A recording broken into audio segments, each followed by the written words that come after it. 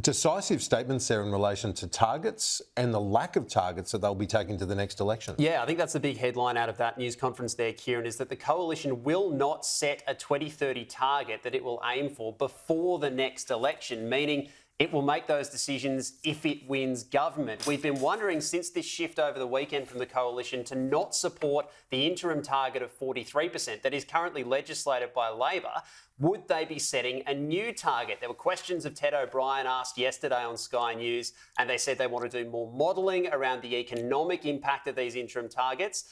The opposition leader essentially laying out in the last few minutes that those question marks you can see on your screen for what the coalition wants to do by 2030 will not be filled in until after the next election. On its current projections, the coalition simply does not believe that the 43% emissions target that Labor has signed up to will be met. And a large part of that is because of renewables, delays in the rollout of renewable energy. These figures we can show you are from the Clean Energy Regulator. It expects that this year, 42% of the national energy market in terms of the grid will be made up with renewables, 42%. The target for 2030 is 82%, and both sides of politics acknowledge there is a ramp up of renewables, but the coalition doesn't believe it is happening quickly enough or is going to be reliable enough to commit to over the medium term. Here is the opposition leader a short time ago confirming that the coalition will not be taking new targets to the next election. It will instead be deciding what those would be after, if it wins government.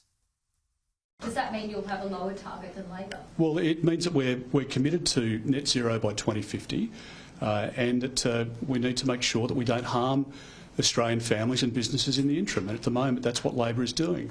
And in terms of the targets otherwise, we'll make those decisions when we're in government.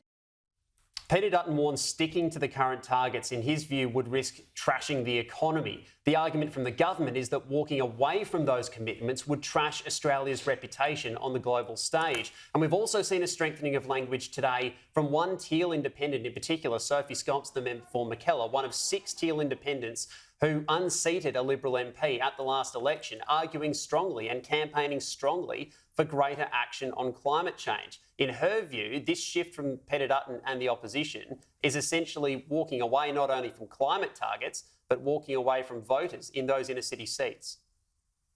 It is 100% my sense of things. I think they've given up on these inner city seats. This is a backward step. This is a wedge to try and win, I think, the outer urban and other seats. But I think they have abandoned these inner city seats.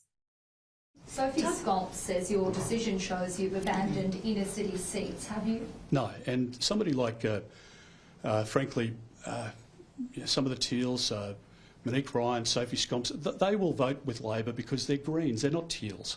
Be very honest about it. They are more inclined to vote Labor, to support Labor on every occasion.